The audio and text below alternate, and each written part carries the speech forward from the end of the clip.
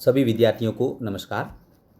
आज हम लोग टैक्सोनॉमी के अंतर्गत लेबिएटी और लेमिएसी फैमिली के बारे में अध्ययन करेंगे। इससे पहले 4 या 5 फैमिली के बारे में हम लोग विस्तृत रूप से अध्ययन कर चुके हैं। ये जो दोनों नाम हैं इनको टैक्सोनॉमी के अनुसार मान्यता दी गई है। लेबिएटी पुराना नाम है और लेमिएसी नया नाम है। इसे हम ओसिमम और मिंट फैमिली के नाम से भी जानते हैं। मिंट का मतलब पुदीना और ओसिमम तुलसी जो प्लांट है उसका जीनस है वो ओसिमम है। तो इन दो नाम से हम ये यहाँ पे आकलन कर सकते हैं कि ये दोनों प्लांट इस फैमिली के अंतर्गत आएंगे। अगर हम सिस्टेमेटिक पोजीशन या वर्गीकरण की बात करें तो बेंथम और हुकर ने जो क्लासिफिकेशन किया था वो इस प्रकार से है: division angiospermae, sub division dicotyledonae, class gamopetalae, series bicarpellatae, order lamiales और फैमिली लेबिएसी। यहाँ पे एक वर्गीकरण से 2 या 3 करैक्टर आपको इस फैमिली के बारे में मिल जाएंगे। जैसे इसकी जो क्लास है वो गेमोपिटेली है, इसका मतलब इसमें जो पेटल होते हैं वो संयुक्त होंगे। आगे हम अध्ययन भी करेंगे। जो सीरीज है वो बाइकार्पेलिटी के अंतर्गत रखा गया है। इसका मतलब ये हुआ कि इसमें जो कार्पल है उसकी संख्या 2 होगी। अगर हम इसके आवास, स्वभाव, प्राप्ति स्थान और वितरण के बारे में अध्ययन करें तो ये काफ़ी बड़ी फैमिली या एक महत्वपूर्ण फैमिली के अंतर्गत हम इसको रख सकते हैं। जैसे हमने यहाँ दूसरा जो करैक्टर लिया है वो हैबिट एंड हैबिटाट के रूप में लिया गया है। अगर पूरे वर्ल्ड के अंदर हम देखें तो इस फैमिली के 180 जीनस और 3500 स्पीसीज़ 3500 स्पीसीज़ है वो विश्व के अंदर पाई जाती है और विश्व के लगभग सभी भागों में ये जो फैमिली है वो पाई जाती है। मुख्य रूप से अगर हम देखें तो यहाँ मैंने लिख रखा है मोस्टली मेडिटेरेनियन या जिसे हम भूमध्य सागर कहते हैं उस जगह इसकी इनके सदस्यों की जो अपन कह सकते हैं कि मात्रा है या इनके सदस्य भूमध्य सागर एरिया में सबसे ज़्यादा पाए जाते हैं। अगर भारत के अंदर देखें तो इंडिया के अंदर मुख्य रूप से 44 जीनस और 380 स्पीसीज़ आपको देखने को मिलेगी। और जनरली भारत के अंदर ड्राई एरिया जो शुष्क भाग जिसे कहते हैं या औसत ऊंचाई वाले जो क्षेत्र होते हैं उनमें इस फैमिली के सदस्य मुख्य रूप से आपको देखने को मिलेंगे। इस फैमिली के अंतर्गत 6 पादप वंश ऐसे भी हैं जो कि ऑस्ट्रेलिया के अंदर एंडेमिक है। यहाँ मैंने लिख रखा है 6 genus are endemic to Australia. इसका मतलब ये हुआ कि 6 जीनस है वो ऑस्ट्रेलिया के अलावा विश्व के अन्य भागों में आपको देखने को नहीं मिलेंगे। अगर हम इसके जो पौधे इस फैमिली के मुख्य लक्षणों का अध्ययन करें तो उसमें सबसे पहला लक्षण होता है कि इसके जो अधिकांश सदस्य होते हैं वो हर्ब के रूप में पाए जाते हैं। Most of the genus are herb. Shrub और ट्री बहुत ही रेयर या कम पाए जाते हैं या हम कह सकते हैं कि विरल रूप से आपको देखने को मिलेंगे। तो अधिकांश जो सदस्य होते हैं इस फैमिली के वो हर्ब या शाक के रूप में आपको देखने को मिलेंगे। यहाँ पे हमने कुछ एग्जाम्पल भी दिए हैं जैसे हर्बेशियस एनुअल। एनुअल का मतलब होता है कि ऐसे पौधे जो अपना जीवन चक्र 1 वर्ष में ही पूरा करते हैं और उनकी जो नेचर होता है वो हर्बेशियस होता है, जिसमें मैंने ओसिमम बेसिलिकम एक नाम लिख रखा है। तुलसी की एक स्पीसीज़ है साल्विया, इसके बारे में भी हम आगे अध्ययन करेंगे। अगर हर्बेशियस पेरेनियल के रूप में अध्ययन करें मतलब ऐसे पौधे जो हर्ब नेचर दिखाते हैं और बहुवर्षीय होते हैं, इसमें मैंथा पाइपेरेटा, पुदीना जिसको हम लोग बोलते हैं उसका एक यहाँ बॉटनिकल नाम लिख रखा है थाइमस हिर्टिस, ये एक प्लांट और हमने लिख रखा है। इस पौधे का भी नेचर है वो पेरिनियल यानी बहुवर्षीय रूप में आपको देखने को मिलेगा। ओसिमम की एक और स्पीसीज़ है ओसिमम कैनम, ये भी जो प्लांट है वो पेरेनियल या हर्बेशियस पेरेनियल के रूप में आपको देखने को मिलेगा। जैसा कि पहले हमने बताया कि अधिकांश सदस्य हर्ब के रूप में होते हैं, लेकिन कुछ सदस्य ऐसे भी होते हैं जो कि आपको श्रब के रूप में भी देखने को मिलेंगे या झाड़ी के रूप में भी देखने को मिलेंगे, जिसमें थाइमस वल्गेरिस ये एक स्पीसीज़ मैंने लिख रखी है। आगे हम इस प्लांट की इमेज से भी इसको देखेंगे कि किस प्रकार का ये पौधा आपको देखने को मिलता है। कुछ स्मॉल ट्री के रूप में जिसमें हिप्टिस ये एक प्लांट मैंने लिख रखा है, ये छोटे वृक्ष के रूप में आपको इस फैमिली के अंतर्गत देखने को मिलता है। कुछ प्लांट ऐसे भी होते हैं जो दलदली आवास जिसे मार्शी हैबिटेट कहते हैं उसमें भी देखने को मिल सकते हैं, जिसमें मैंथा की कुछ स्पीसीज़ और लाइकोपस ये इस फैमिली का एक प्लांट है। ये 2 प्लांट ऐसे होते हैं जो दलदली आवास के अंदर भी देखने को मिलेंगे। और एक पौधे का नाम मैंने और लिख रखा है रोजा मैरिनस, यहाँ पे सबसे नीचे। ये जो रोजा मैरिनस है ये जीरोफिटिक या मरुद्भिद आवास को दिखाता है। तो कुल मिला के हम ये कह सकते हैं कि इस फैमिली के आवास और शोभा में थोड़ा सा वेरिएशन या अपन ये कह सकते हैं कि आपको विभिन्न प्रकार की विविधता देखने को मिलेगी, जिसमें आपको शब्द के रूप में, झाड़ी के रूप में, दलदली आवास, मरुद्भिद आवास, विभिन्न प्रकार के आवास आपको इसमें देखने को मिल सकते हैं। जैसा कि पहले मैंने बताया था कि इस फैमिली के अंतर्गत कुछ प्लांट को रख रखा है, तो इस प्लांट को आप देखते ही पहचान सकते हैं, ऑसीमम, जिसको हम लोग तुलसी कहते हैं। तुलसी का प्लांट आपको इसमें दिखा रखा है। दूसरा मेंथा पाइपेरेटा, जो मैंने अभी आपको एग्जाम्पल बताया था।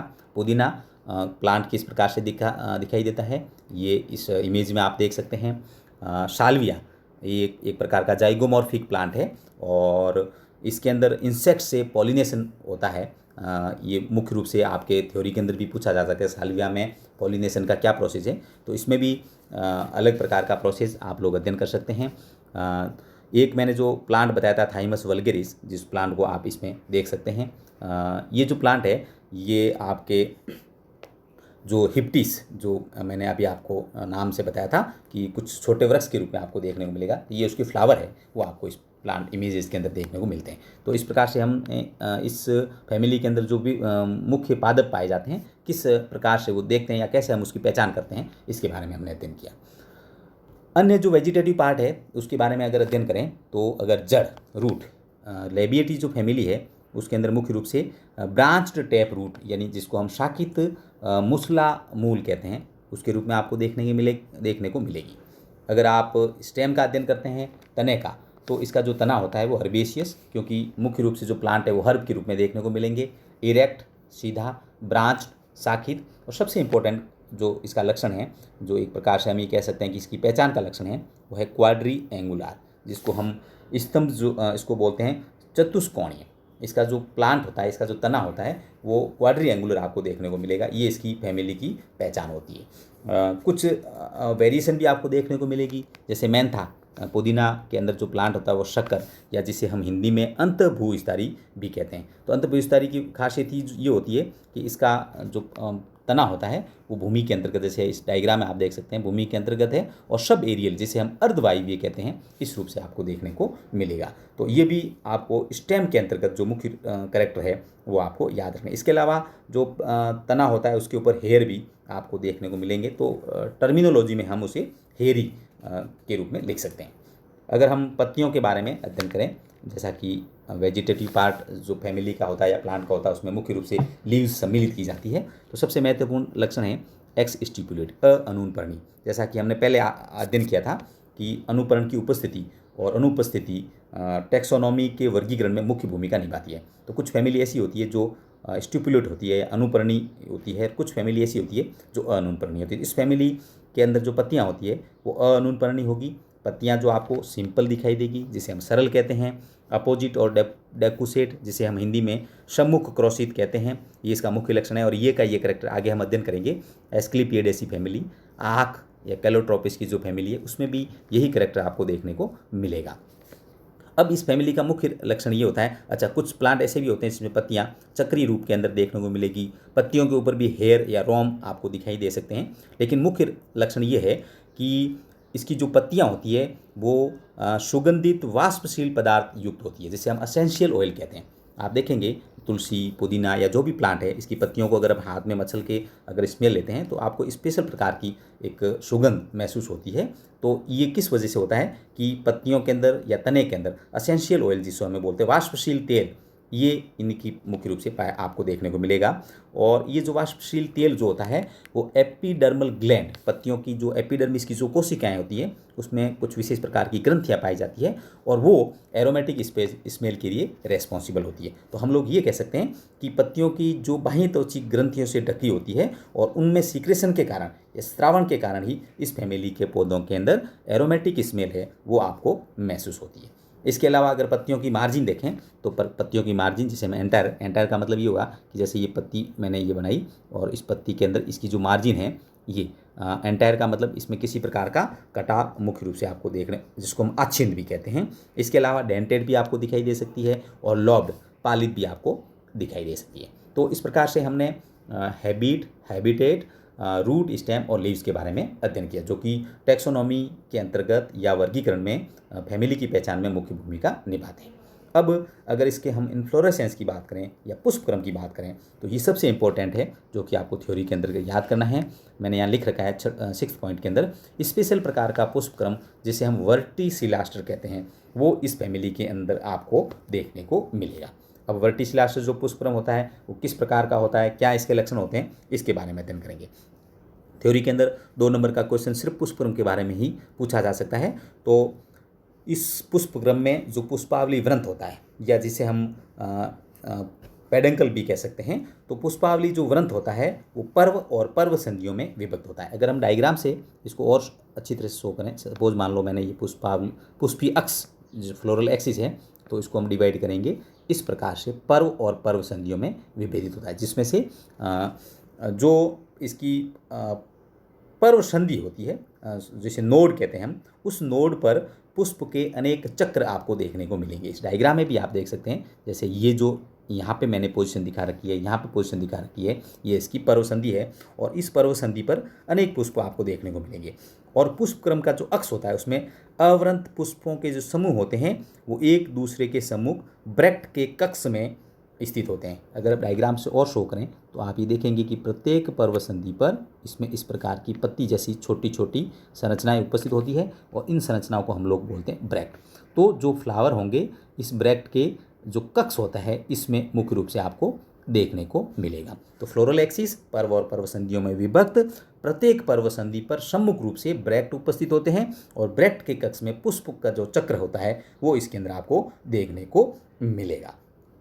अब आपको ये ध्यान रखना है कि प्रत्येक जो सपत्र होता है उसके अक्ष में 3 पुष्प वाला डाइचेसियल साइम जो पुष्पक्रम है वो आपको देखने को मिलेगा। और कभी कभी ये जो प्लांट होते हैं उसमें आगे जाके ब्रांचेज भी आपको देखने को मिल सकती है। तो आपको एक इन्फ्लोरेसेंस के बारे में आपको जानकारी रखनी है कि पुष्पक्रम जो होता है वो इस फैमिली के अंदर विशेष रूप से जिसे हम वर्टिसिलास्टर कहते हैं वो आपको देखने को मिलेगा। आप इन दोनों डायग्राम की मदद से वर्टिसिलास्टर पुष्पक्रम को आसानी से एक्सप्लेन या समझ सकते हैं। पर्व संधि पर ब्रैक्ट के कक्ष में 3 जो पुष्प होते हैं वो आमने सामने आपको देखने को मिलेंगे। अगर हम पुष्प की बात करें या फ्लावर की बात करें तो इस फैमिली के अंदर जो पुष्प होते हैं वो पेडिसिलेट यानी पुष्पवृंत आपको देखने को मिलेंगे। कुछ प्लांट ऐसे भी हो सकते हैं जिसमें पुष्पवृंत नहीं होता है तो उसे हमें अवृंत पुष्प भी कहते हैं। ब्रैक्ट और ब्रैक्टियोलेट, सपत्र और सपत्रिकाएँ ये भी आपको देखने को मिलेगी। मुख्य रूप से जो पुष्प होते हैं वो जाइगोमॉर्फिक होते हैं, एक व्यास सममित, जैसा कि आपको तुलसी के अंदर देखने को मिलेगा, साल्विया के अंदर देखने को मिलेगा। लेकिन मेंथा जिसे हम पुदीना कहते हैं उसके अंदर एक्टिनोमॉर्फिक प्रकार का या त्रिज्या समित प्रकार का पुष्प भी देखने को मिलेगा। ज़्यादातर जो सदस्य जो प्लांट होते हैं इनके अंदर पुष्प बाइसेक्सुअल यानी द्विलिंगी, पेंटामेरस, पंचतई और हाइपोगाइनिस जिसके अंदर ओवरी सुपीरियर होते हैं वो भी आपको देखने को मिलेगा। एक स्पेशल थ्योरी के अंदर कई बार क्वेश्चन पूछा जाता है गाइनोडाइसिज्म, ये एक मैंने टर्म लिख रखा है थाइमस जैसा, इसके बारे में हमने अध्ययन किया। इसमें इस प्रकार की स्थिति आपको देखने को मिलेगी। तो इसमें क्या होता है कि इस प्लांट के अंदर 2 प्रकार के पुष्प देखने को मिलेगा। एक प्रकार के पौधे ऐसे होते हैं जिस पर उभयलिंगी यानी बाइसेक्सुअल, जबकि दूसरे जो प्लांट होंगे उस पर केवल पिस्टिलेट का मतलब होता है कि केवल मादा पुष्प। तो एक ही जीनस के अंदर 2 प्रकार की पुष्पों की स्थिति अगर किसी पौधे के अंदर देखने को मिलती है तो उसे हम गाइनोडाइसिज्म कहते हैं। इसके अंदर आपको ये ध्यान रखना है कि एक पौधे पर उभयलिंगी और दूसरे पौधे पर केवल मादा पुष्प ही आपको देखने को मिलेंगे। तो आज हमने लेबिएटी और लेमिएसी फैमिली के अंतर्गत मुख्य रूप से जो वेजिटेटिव कैरेक्टर और जो फ्लोरल कैरेक्टर है उसके बारे में अध्ययन किया। नेक्स्ट वीडियो में मैं आपको दलपुंज, बाह्य दलपुंज, कैलिक्स, कोरोला और इकोनॉमिक इंपॉर्टेंस है उसके बारे में अध्ययन करेंगे। धन्यवाद।